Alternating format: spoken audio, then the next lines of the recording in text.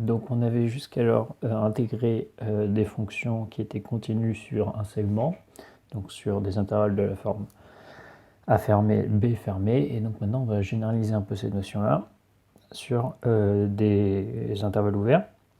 Donc le premier type d'intervalle qu'on va étudier, c'est fermé borné à gauche, donc A une porte finie et plus l'infini à droite, et donc on va essayer de voir comment on peut définir le symbole qui est l'intégrale de A plus l'infini de f. Alors déjà la première chose, c'est que cette valeur-là n'existe pas forcément.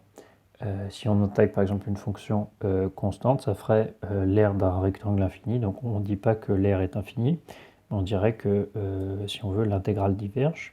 Donc il y a certains cas où l'intégrale converge, d'autres où l'intégrale diverge, et on va prendre cette notation-là, l'intégrale de A plus l'infini, uniquement lorsqu'elle converge. Donc à quelles conditions l'intégrale sur comme ça, un intervalle ouvert converge.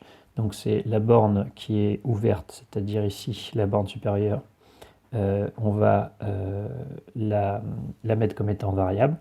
Donc on intègre entre A et X, c'est-à-dire en fait c'est l'intégrale sur le segment. Ça c'est juste pour comprendre. Hein.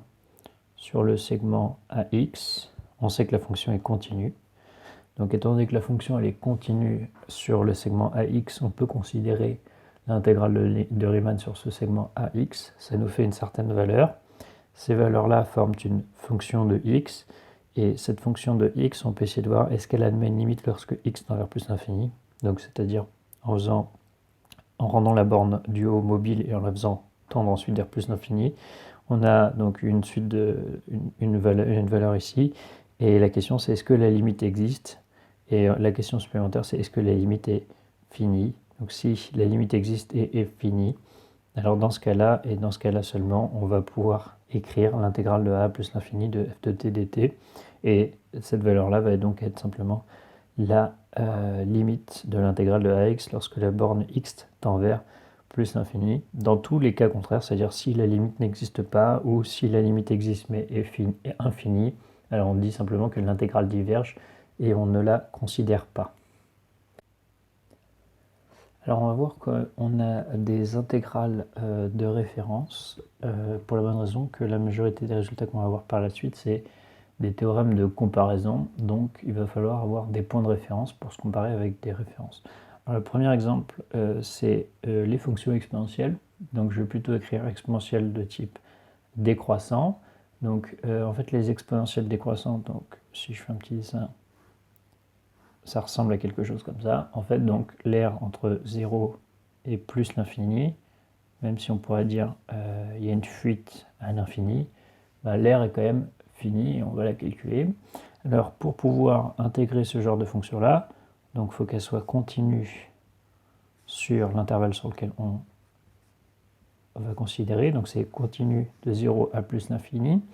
Et donc, on veut calculer l'intégrale de 0 à plus l'infini de exponentielle moins alpha t dt. Alors pour ce faire, donc on fixe une borne. Alors ici, pour être un peu plus clair, au lieu de l'appeler x, je peux l'appeler grand M. Dans l'idée, c'est grand M, ça va être une borne très grande. Et on calcule l'intégrale de 0 à grand M de exponentielle moins alpha t dt. Donc ça, il n'y a aucun problème de définition parce que sur le segment 0m, la fonction est bien continue, donc on peut toujours, d'après tout ce qui précède, considérer cette intégrale-là. Sur un segment, il n'y a aucune condition à vérifier, c'est sur un intervalle quelconque où il y a des choses à vérifier. Donc l'intégrale de 0 à m de exponentielle moins alpha t dt, eh ben, ça on connaît une primitive, ça vaut exponentielle moins alpha t mais divisé par moins alpha, entre 0 et m. Ce qui nous fait, alors on va peut-être, alors je vais écrire celui dans le bon sens, ça fait exponentielle moins alpha m moins 1 divisé par moins alpha. Et donc ici la question c'est est-ce que lorsque m tend vers plus l'infini, ça admet une limite finie? Alors justement ici il y a un exponentielle moins alpha m, lorsque m tend vers plus l'infini, ça va dépendre du signe de alpha. Donc si alpha est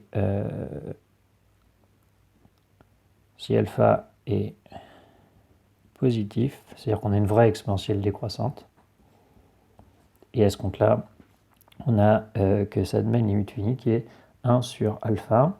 Donc en fait, on obtient, si alpha est strictement positif, l'intégrale de 0 à plus l'infini de exponentielle moins alpha t dt converge et vaut 1 sur alpha.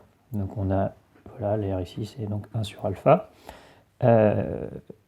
Ça c'est le cas, et on peut compléter sinon, c'est-à-dire si alpha est au contraire négatif ou nul. Alors, en fait, l'intégrale de 0 plus l'infini de exponentielle moins alpha t dt, on dit diverge. Je prends la notation pour la suite, hein. CV pour converge et dv pour diverge. Et pourquoi elle diverge? Parce que justement, dans ce cas-là, l'intégrale de 0 à m de exponentielle moins alpha t dt, bon, ça vaut de la même manière 1 moins exponentielle moins alpha m sur alpha, sauf que ce terme-là, lorsque, alors ça c'est si alpha est négatif, parce que bien sûr il y a un problème si alpha égale 0, voilà. Si alpha est strictement négatif, on obtient ça, mais ici ça fait une exponentielle positive, donc en fait ça tend vers plus l'infini. Alors ça tend, oui, vers plus l'infini, parce que ici ça tend vers l'infini, donc moins l'infini, mais en bas c'est négatif, donc ça fait bien plus l'infini. Et si alpha égale 0, on intègre en fait la constante 1, donc ça fait m, et ça tend aussi vers plus l'infini. Donc dans ces cas-là, ça diverge parce que ça admet une limite, mais la limite est infinie. Donc on a le cas, l'intégrale d'une fonction exponentielle, on sait toujours savoir est-ce qu'elle diverge ou pas. Et donc l'autre exemple de référence, il y en a donc deux, c'est les intégrales des exponentielles. Et le deuxième exemple de référence, il porte un nom, c'est les intégrales de Riemann. Alors, fais attention parce que Riemann a donc fait beaucoup de choses sur ces questions. Et donc il y a plein de choses qui portent le même nom presque, qui portent le nom de Riemann. Donc intégrale de Riemann, ici c'est au voisinage de plus l'infini. Donc en fait c'est les fonctions inverses. Alors les fonctions inverses, donc on va intégrer dt sur t puissance alpha. Donc c'est toutes les fonctions inverses, et on veut juste au voisinage de plus l'infini. Alors on ne peut pas écrire que plus l'infini, il n'y a rien du tout en bas. Mais en fait, qu'est-ce qui se passe? C'est que les fonctions inverses, malheureusement, elles sont continues sur R plus étoile. Et donc ici, on a le cas où l'intervalle il est ouvert en 0 et ouvert en plus infini. Donc en fait, on a deux problèmes. Et nous, pour le moment, on sait résoudre le cas d'un seul problème. C'est-à-dire, qu'est-ce que je vais devoir dire? Malheureusement, je ne peux pas intégrer de 0 à plus infini, mais par contre, je sais intégrer sur 1 plus l'infini avec la borne fermée à gauche. Donc en fait, les seules intégrales que je peux considérer, c'est 1 plus l'infini. Et donc justement, ça constitue un voisinage de plus l'infini, même si c'est un voisinage très large en quelque sorte. Donc on va quand même considérer les intégrales de Riemann entre 1 et plus l'infini. Donc là, on a un critère qui est, elle est converge, si et seulement si, et on va essayer de découvrir c'est quoi le critère. Donc pareil, pour une borne mobile qui va ensuite tendre vers plus l'infini, on ne peut pas considérer tout de suite ces deux genres d'intégrales. On va donc dire qu'on calcule l'intégrale sur le segment. Voilà, donc c'est pour ça qu'on a pris la borne 1, c'est pour que la fonction soit continue entre 1 et m, sinon ça aurait été 0 ouvert, ça ne peut pas marcher. Donc dt sur t puissance alpha, donc ça fait l'intégrale d'une fonction puissance, donc en fait on s'intègre à une fonction puissance, donc c'est la puissance moins alpha, donc la primitive de la puissance moins alpha, c'est la puissance moins alpha plus 1, divisé par moins alpha plus 1, entre 1 et m. Et bien sûr, là, il y a un problème, c'est si alpha est différent de 1. Si alpha égale 1, on a dt sur t, autrement dit, ça nous fait ln de t, la primitive, entre 1 et m. Ça, c'est si alpha égale 1. Et après, ce qu'on se rend compte, c'est que, déjà, par exemple, le deuxième cas, c'est le plus simple. Ça vous fait log de m, et log de m, ça tend vers plus l'infini lorsque m tend vers plus l'infini. Donc déjà, le cas alpha égale 1 est divergent. Et ensuite, ici, on regarde, ça nous fait t puissance moins alpha plus m, bon, et puis un facteur. Lorsque m tend vers plus l'infini, bah, soit cette puissance tend vers 0, soit la puissance tend vers plus l'infini, ça dépend de savoir est-ce que le facteur qui est en haut est donc positif ou négatif. Donc en fait ça tend vers soit, alors ça fait 1 sur, parce que donc il y a le terme en 1 qui vaut 1 sur 1 moins alpha, parce qu'il y a un moins, et sinon ça fait plus l'infini. Alors ça bien sûr c'est la condition, c'est est-ce que la puissance qui est donc 1 moins alpha est positive ou négative. Alors si la puissance est négative, le terme en m va disparaître, et sinon il va l'emporter.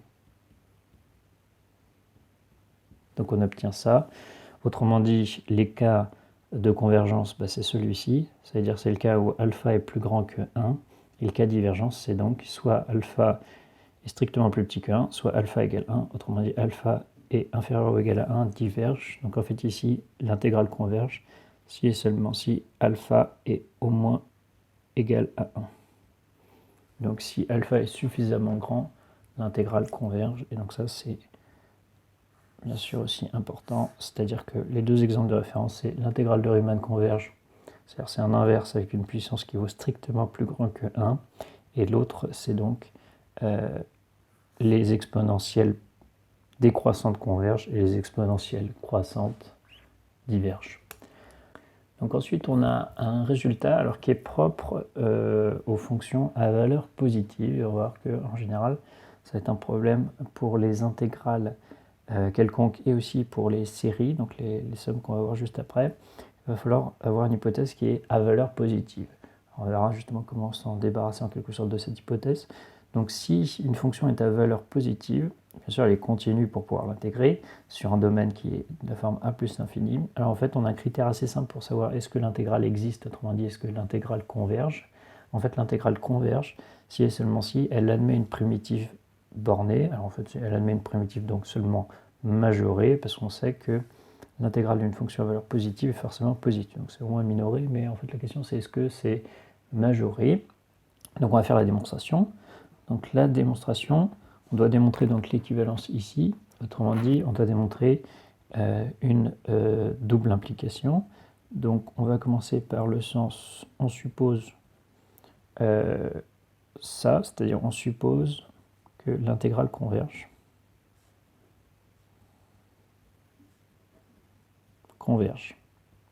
Donc, finalement, quelle est la définition? C'est la limite de f ici, lorsque x tend vers plus l'infini, existe et est finie.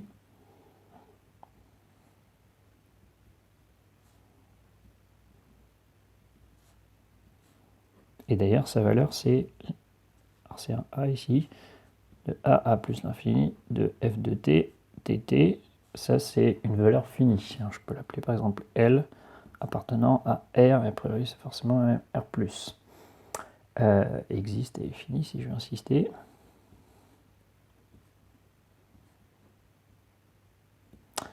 Voilà, et ce qu'on va en fait simplement dire, c'est que la primitive, c'est une primitive d'une fonction continue, donc c'est forcément f est une fonction de classe C1.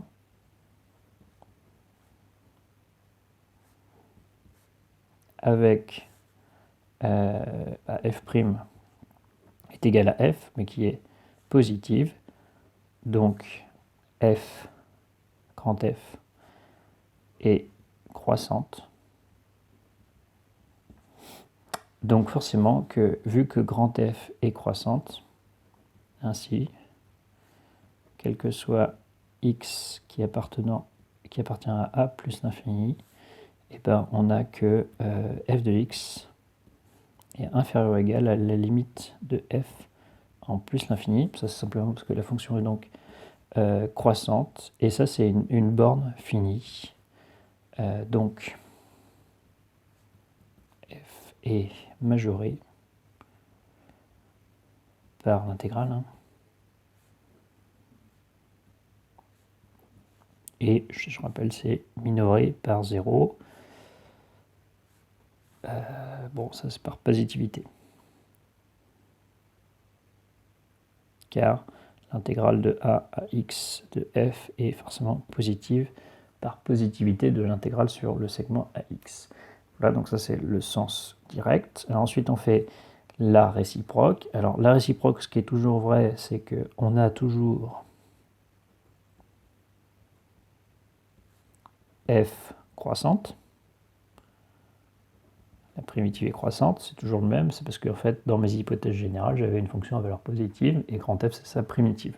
Donc on a une fonction croissante, et on va pouvoir utiliser le théorème de la limite Moyton qui nous dit que une fonction croissante admet des limites à droite et à gauche partout. Alors je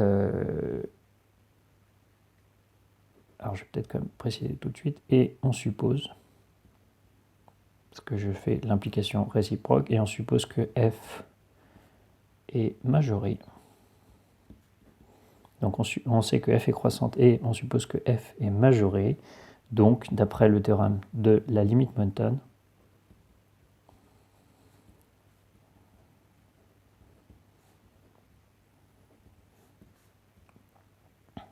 on sait que f admet une limite, alors à droite et à gauche en tout point, mais ce qui m'intéresse finalement c'est la limite en plus l'infini nécessairement à gauche. Donc en fait f admet une limite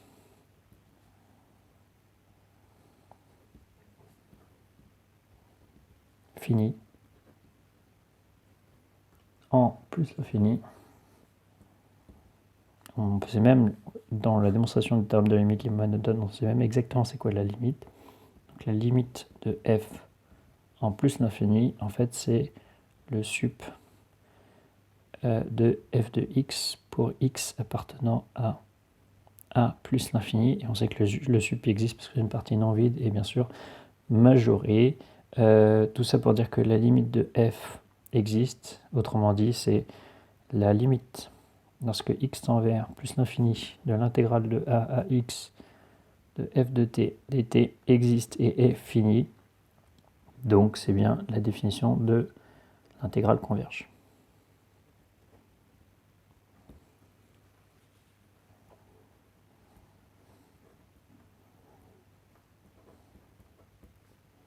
Voilà.